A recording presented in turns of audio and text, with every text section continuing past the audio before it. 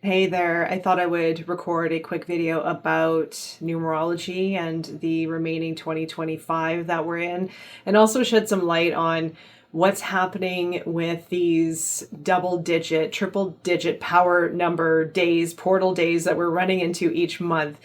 It's because we're in a year nine, and we all know how nine works when you add numbers together. So, to achieve or reach a month number, a universal month number, is by adding the traditional month number with the universal year number. So we're in a year nine, and that's why we're all of a sudden seeing these numbers line up. And I would suspect for the rest of the year, we're probably going to have a few more karmic debt numbers, as when you add the numbers up, they're naturally going to give you a double digit number. And the root number, when you add the two numbers within the double digit number, gives you the origin number. So adding any number to nine is going to bring you right back to the origin root number of that number. So that's why we're seeing the double digits line up. And then, of course, we have the 3-digit days of each month that are going to be really cool portal days to work with. The reason why we look at portal days is because it offers us an ability to tune in more with the laws of the universe. The laws of nature is very similar to working with the astrological calendar. So when we are more aligned with these energetic happenings and sequences and dates and archetypes, we learn more about ourselves, we learn more about what's happening in our universe, and then we also become more attuned with ourself and the relationship with energy, the relationship with what's happening on a grander scale. So the more work that you do with understanding the dates, numerology, I'm doing my best to guide you through. Some days I completely miss what's going on because I'm in my own my own universe. But the more attention you put towards these dates and days and seasons, and cultivate greater awareness, even with your own personal month number, which I highly suggest knowing, because it does offer you a bit of insight of the theme that you may be experiencing. And when we do understand the themes and these archetypes and the energy behind them and the meaning and the symbology behind them, these are the codes to our being and to the universe. So symbology is the language of the universe. That's why there's so much information to be gained working with numbers and archetypes and even astrology. And my practice more or less is looking at archetypes and tuning in from a psychological, from an unconscious level as well, to understand more of myself and what's happening within maybe a theme of a season, an archetypal season, even our season of nature, even the numbers, of course, which I love. And when I've learned to tune in more and more with this, I naturally find myself in tune with what's happening. So I already have an idea of what is going to show up. I have a feeling of what days are going to be, or what weeks or months are going to be optimal for certain types of exercises. I mean, as in work, as in focus, as in personal transformation. So for example, if you are in a month 9, you're probably going to experience a bit of a slower month, but a lot of deep transformation, right? If you're in an 8-month, it may be really good. Well, it would be good to maybe launch a new business or come up with a real strong idea for manifestation. Or you might notice opportunities come to you. And if you're aware that it's an 8-month, you might be more prone to taking risk, or to putting yourself out there, or to open doors and make contacts. So knowing these numbers and how you can work with them will allow you to sync up with the rhythm of the universe and with your unconscious. So over time, when you develop a relationship with these symbols, with the energy, with the meanings, with the unconscious as well, you'll naturally find flow and rhythm with the months and with the years and with the seasons as well. And when you start to have flow with this, and when you look into the month numbers, you'll just automatically know. You'll realize that you are already syncing up and that you're aligning. And therefore, you'll have greater insight and intuitive understanding of where to focus your energy, where maybe to take rest, to to pause, what kind of aspect of yourself needs maybe a little bit more work, a little bit more focus. So for example, if you're in a 2 month, you might be more emotional, more attuned, or there may be also a requirement to work on relationships, partnerships, or be a little bit more diplomatic, attune with your emotions, maybe create from your emotional landscapes or your intuitive landscapes. So again, there are many aspects to our existence and to our life. Unfortunately, in our modern day society, we are trained and conditioned to operate in a sort of very black and white.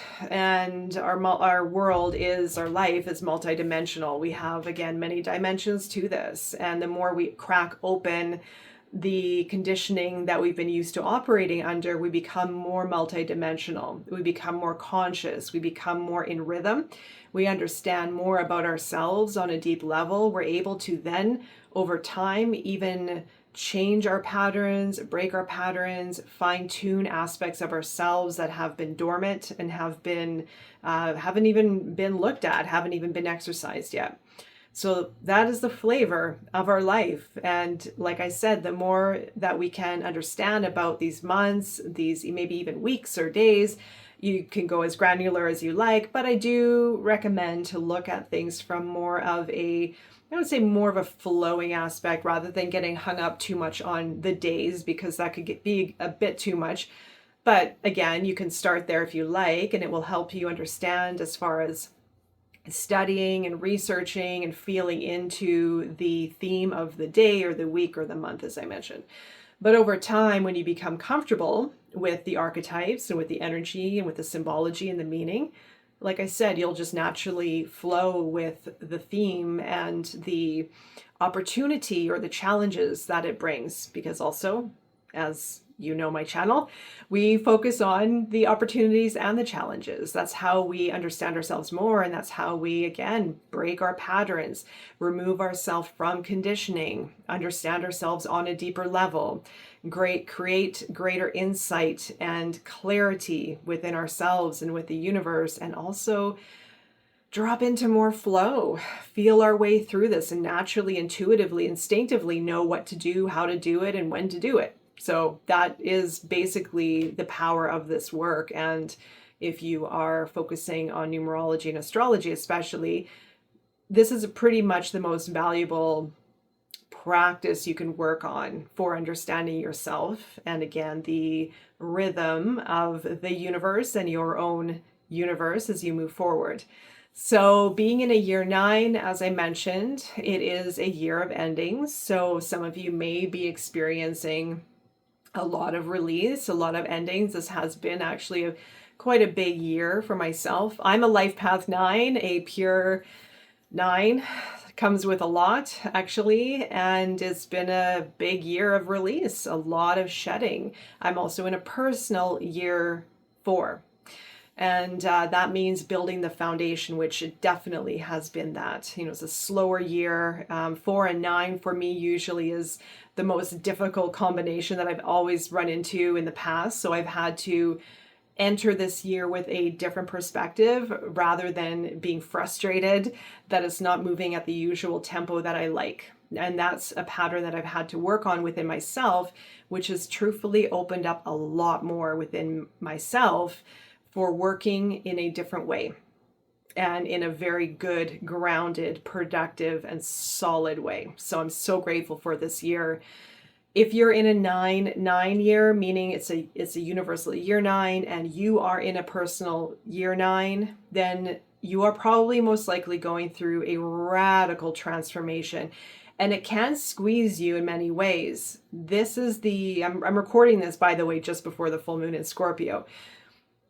The potency of this full moon in Scorpio is very much 9/9 energy. It needs pressure. Well, we know the story of the diamond, right? The pressure creates the diamond. We have to go through the pressure. We have to get squeezed sometimes in order to see the areas within ourselves that need to be broken open, that need to be cracked open. And it brings up a lot of discomfort. However, it can, depending on what you're experiencing, but through the discomfort is where we shift. It's where we change. The power of the 9-9 combination, if this is what you're experiencing, and for example, is it's very raw and it's very real, and it's where we need to be very raw and real, because that is where we gain our wisdom. That is where we gain our awakening, and that's where we gain true transformation. It can bring up a lot, and through this work that I talk about often, all these numbers can bring up stuff. All these numbers, all these zodiac, the archetypal aspects of what we work on here in this channel all bring up challenges, right? But the 9 and 9 combination especially is very scorpionic in ways. It demands truth. It demands raw, deep, uncomfortable truths.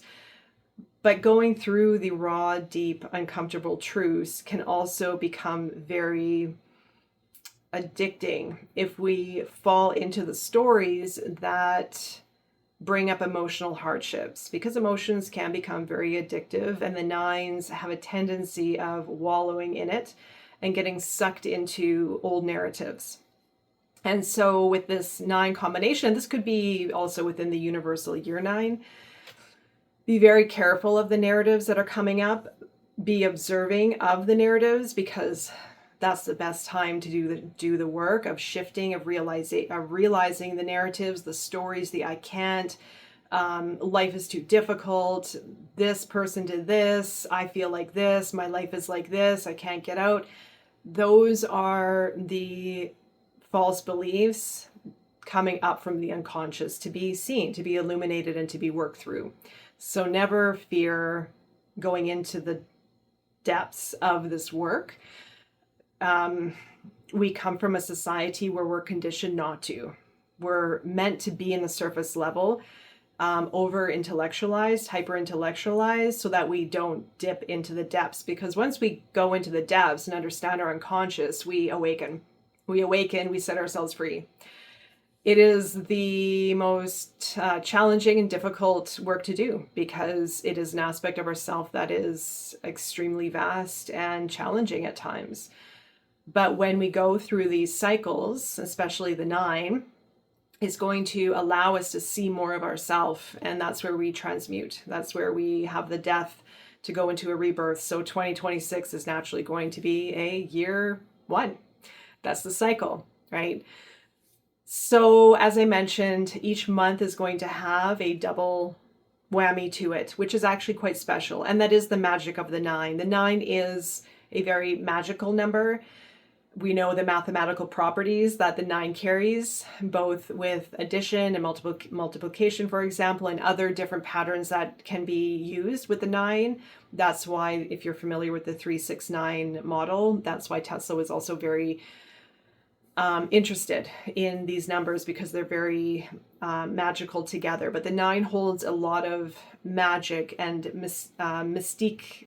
So when we're in these double digit months, and then we have a day, a 333, a 444, 555 that we just had, for example, it offers that magic. It offers that real big shift. If we're working with these numbers, if we're working with ourselves, if we're tuning in. So for example, this 555 day is going to affect everyone differently, of course, but working with it and paying attention, even energetically, emotionally, will offer insight for yourself. And if you're consciously working on yourself and working with these patterns and with the energy, you're going to notice something. Even if you're in a day or a week where things feel flat, you're still creating some kind of change. You're still maybe being inquisitive, exploring, opening up areas for deeper insights within yourself, maybe also integration on a deeper level. So we're constantly moving and changing, even if it doesn't feel like it. But if you are questioning, searching, seeking, going within, also don't become too obsessed with it. By the way, we also have to live our life. But if you're on the path and you're doing this, you're doing everything right.